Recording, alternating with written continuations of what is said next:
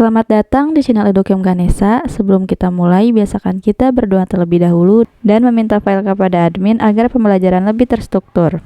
Oke, kita langsung saja ke teori SBMPTN Biologi di bab sistem imun. Poin pertama ada peran sistem pertahanan tubuh. Pertama ada penangkal dari antigen, kedua pendeteksi dan penghancur sel-sel abnormal, sel ganas dan yang termutasi, dan yang ketiga untuk menjaga keseimbangan fungsi tubuh. Lalu ada macam-macam sistem pertahanan tubuh.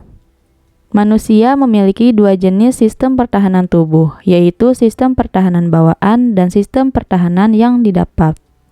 Yang pertama saya akan bahas yaitu sistem pertahanan tubuh bawaan. Pertama, pertahanan fisik. Pertahanan fisik yang dilakukan oleh kulit, yaitu sel mati, sekresi air mata, dan kelenjar mukus. Lalu yang kedua ada pertahanan mekanik, yaitu pada rambut hidung sebagai filter udara. Yang ketiga ada pertahanan kimia pada asam hidroklorik, lambung, lisozim untuk bakteri, dan keberadaan enzim-enzim pencernaan dapat membunuh bakteri patogen. Lalu yang keempat ada pertahanan biologis, yaitu adanya populasi bakteri non-patogen pada kulit, membran mukosa, dan kolon. Dan yang kelima adanya senyawa kimia tertentu dalam darah yang dapat menyerang organisme patogen.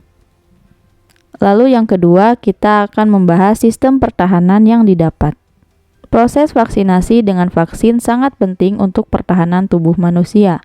Vaksin diberikan untuk menyediakan pertahanan tubuh manusia tanpa menyebabkan rasa sakit.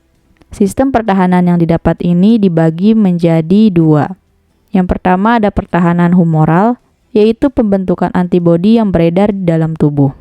Dan yang kedua ada pertahanan seluler, yaitu pembentukan limfosit atau sel darah putih yang mampu menyerang agensia asing, menginfeksi, dan menghancurkannya. Di dalam pertahanan seluler itu terdapat pertahanan tubuh oleh leukosit, yang terdiri dari monosit, jumlahnya itu 5,3%. Berfungsi sebagai fagosit umur panjang yang berubah menjadi makrofage. Lalu ada limfosit yang jumlahnya 30%, berfungsi memberi respons imun spesifik yang ditemukan dalam bentuk limfosit B dan limfosit T. Selanjutnya ada neutrofil yang jumlahnya 62%, berfungsi sebagai fagosit masa hidup beberapa hari. Lalu ada eosinofil yang jumlahnya 2,3% dan berfungsi terhadap reaksi alergi. Dan yang terakhir ada basofil yang jumlahnya 0,4%, sebagai penghasil histamin sebagai penyebab inflamasi atau pembengkakan. Selanjutnya, ada respon imun spesifik.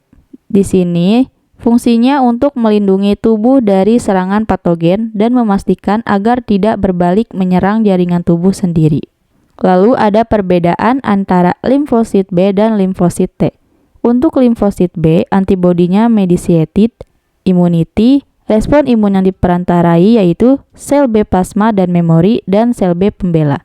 Sedangkan limfosit T yaitu selnya mediated immunity, respon imun yang diperantarai yaitu sel T helper dan killer dan sel T suppressor.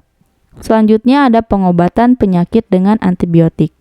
Antibiotik itu merupakan senyawa kimia yang dihasilkan oleh jamur atau bakteri yang dapat membunuh mikroorganisme lain. Contoh dari antibiotik yaitu penisilin dan tetrasiklin. Antibiotik pada spektrum luas dapat membunuh berbagai jenis bakteri. Poin selanjutnya adalah antigen dan antibodi. Antigen itu adalah senyawa kimia spesifik yang dapat mendorong respon imun tertentu. Antigen dapat berupa makromolekul seperti protein toksin, polikasarida, dan lipoprotein.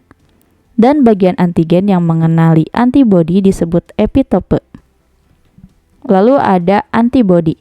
Antibodi adalah molekul protein di dalam tubuh dan bagian yang dapat mengenali antigen spesifik disebut paratof. Antibodi bekerja dengan 3 cara. Yang pertama, langsung menyerang agensia penginfeksi.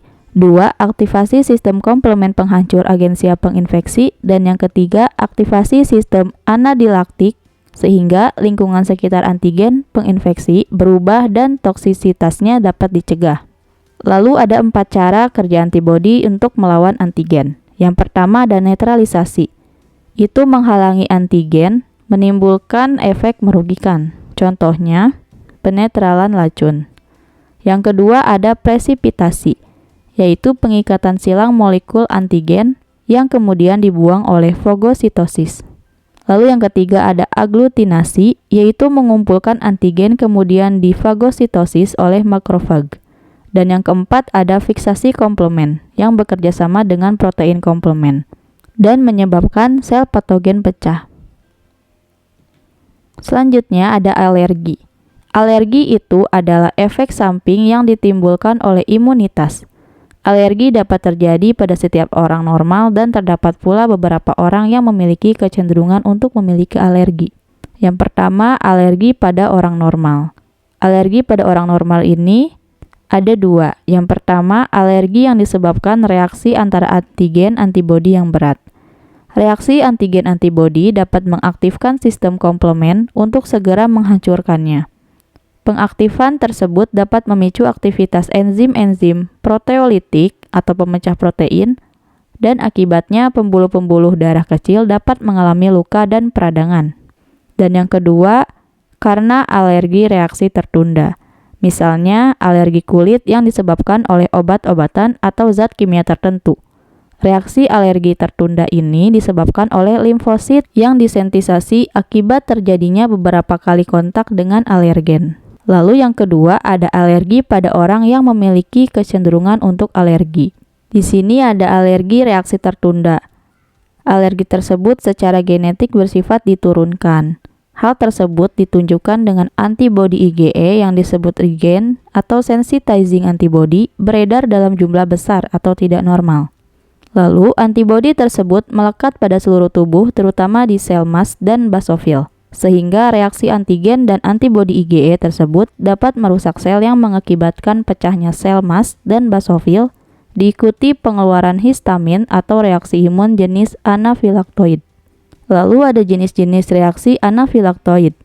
Yang pertama ada anafilaksis, kedua ada urtikaria, akibat antigen masuk daerah kulit tertentu, dan terjadi peningkatan permeabilitas kapiler dan kulit membengkak.